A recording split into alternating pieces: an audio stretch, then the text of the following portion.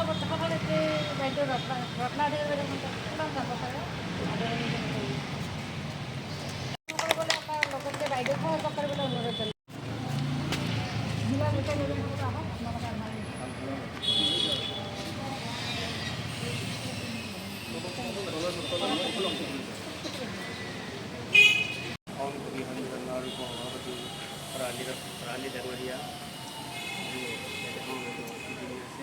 সকলোকে মই সম্বোধন কৰিছোঁ।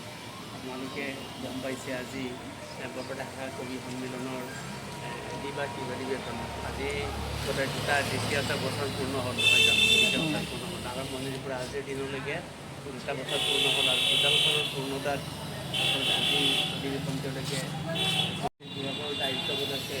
তেওঁলোকে আমাৰ অসম কবি সন্মিলনৰ লগত সংযুক্ত হৈছে আৰু কথা কৰি আছে। তেওঁলোকে আমি আপোনালোকৰ এই যাত্ৰা যাত্ৰাটো অকল ব্যক্তিগত কাৰণতে নহয়, সমাজৰ কাৰণে আপোনালোকে এই যাত্ৰাটো আৰম্ভ কৰিছে। অসম কবি সন্মিলন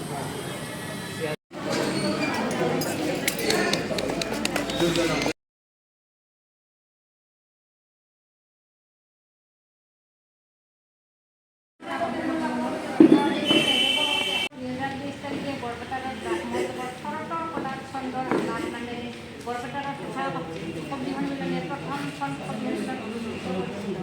তাৰপিছত 25 জানুৱাৰী 2024 তাৰিখে বৰপেটাৰ ডেভেলপমেণ্ট ফৰাম হাথিয়াবাৰী মহোৎসৱত চন্দনাবেৰে এখন কবি সন্মিলনৰ আয়োজন কৰা হৈছিল।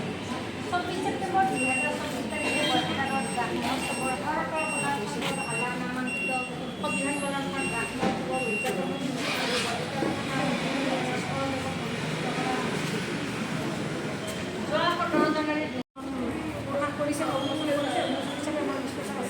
খুবই এটা ভালো লাগা দিন।